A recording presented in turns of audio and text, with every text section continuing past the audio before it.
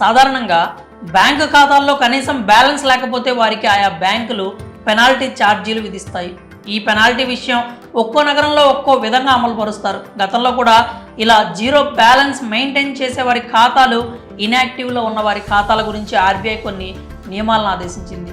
అయితే ఇప్పటికీ కొన్ని బ్యాంకులు మాత్రమే ఆ విధానాలను పాటిస్తున్నాయి. ఇక తాజాగా రిజర్వ్ బ్యాంక్ ఆఫ్ ఇండియా కీలక నిర్ణయం తీసుకుంది. 2 సంవత్సరాలుగా ఎలాంటి కనీస బ్యాలెన్స్ లేని అకౌంట్లపై ఎలాంటి పెనాల్టీ ఛార్జీలు విధించవద్దని బ్యాంకులకు ఆదేశాలు జారీ చేసింది. చాలా వరకు బ్యాంకుల్లో జీరో బ్యాలెన్స్ అకౌంట్స్ను మెయింటైన్ చేసుకునే అవకాశం ఉంటుంది. అయితే బ్యాంక్ అకౌంట్స్లో మినిమం బ్యాలెన్స్ను కూడా మెయింటైన్ చేయాలి. జీరో బ్యాలెన్స్ విషయమై శాలరీ అకౌంట్స్కు ప్రత్యేక హక్కు ఉంటుంది.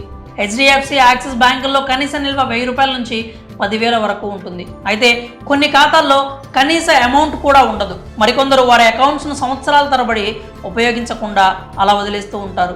కొన్నిసార్లు అకౌంట్ క్రియేట్ చేసిన సంగతి కూడా మర్చిపోతూ ఉంటారు. అప్పుడు ఇలా ఎక్కువ కాలం ఉపయోగించని అకౌంట్స్కు ఫైన్ వేస్తూ ఉంటారు బ్యాంక్ అధికారులు. దీనివల్ల వినియోగదారులు నష్టపోవాల్సి వస్తుంది.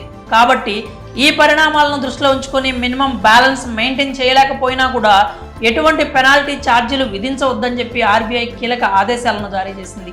కాగా క్లెయిమ్ చేయని బ్యాంక్ డిపాజిట్లను తగ్గించే ప్రయత్నంలో రిజర్వ్ బ్యాంక్ తీసుకున్న వివిధ నిర్ణయాలలో ఇప్పుడు తీసుకున్న నిర్ణయం ఒకటి. అలాగే తర్వాత ఆర్డర్లో స్కాలర్షిప్ నిధులను స్వీకరించడానికి క్రియేట్ చేసిన బ్యాంకు ఖాతాలను కూడా ఇన్యాక్టివ్ బ్యాంకు ఖాతాలుగా మార్చడానికి వీలు లేదని ఆర్బీఐ ఉత్తర్వులు జారీ చేసింది. సాధారణంగా 2 ఏళ్ల వరకు ఏదైనా బ్యాంకు ఖాతాను ఉపయోగించకపోతే బ్యాంకులు వాటిని పనిచేయని ఖాతాల కింద పరిగణిస్తాయి. దీని కారణంగా ఖాతాదారులు ఇబ్బంది పడాల్సి వస్తుంది.